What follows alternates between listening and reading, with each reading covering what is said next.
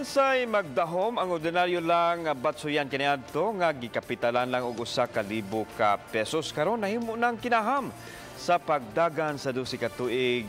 Ngayanong batsuyan gibana-bana moabot na sa 500 ka mga customer ang mga undinhi. Si kinsa og unsa kini? Atong sayran sa RTV Presents ni Chona Carion.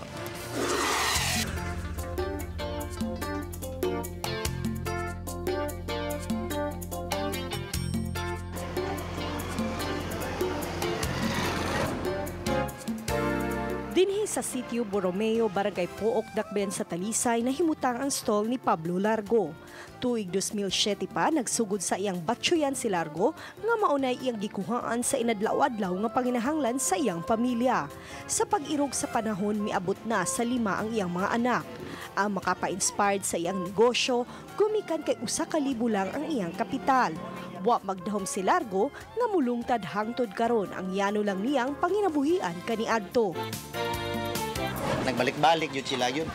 Murag, kung sakuan pa ba na ba nga tilawi ang batsoy, panington kas kalami ba? Sa pagkakaroon, dili lang taga-barangay Pook ang mga unsa iyang batsuyan, apan gikan sa nagkalain-laing dapit.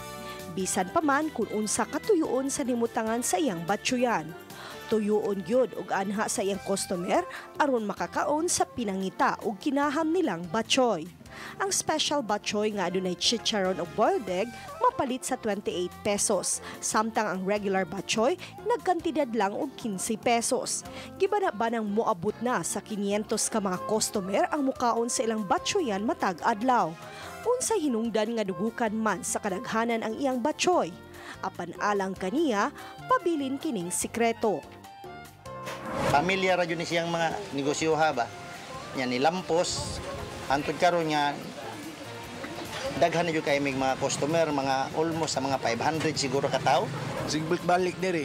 Kaya wa man joy lain ni ka pangita sa lawas ka ng labi na inig kang snack, gutom mo na inana.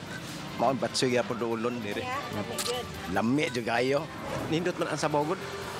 Yan mo na nakaagi ko diri, murag ikatulo pa nila ko kabisis. Kay naamo ko'y project diri doon. Sa pagkakaroon ang anak na ni Largo nga si Lenny ug kapikas niini ang nakatutok sa ilang negosyo. Gani ang kamagwangang anak ni Lenny gianggaan man og batchoy. Dako usab og pasalamat ni Pablo gumikan kay iyang mga anak mutabang gyud sa iyang negosyo. Gani nakapalit na sila og mga kabtangan pinaagi sa kita sa ilang gitinda nga batchoy. Gikan sa ₱1,000 nga kapital matag adlaw nga kita nila mudulan sa 10,000 matag adlaw. Nagpasabot lang nga bisan unsa kagamay ang pagsugod sa negosyo kun ubanan lang sa paningkamot mulampos gyud kini.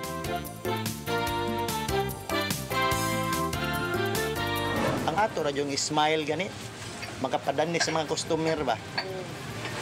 Maora yun na ugang kakugi, niabagan sa pag-ampo nga, atong negosyo nga matunhay yun.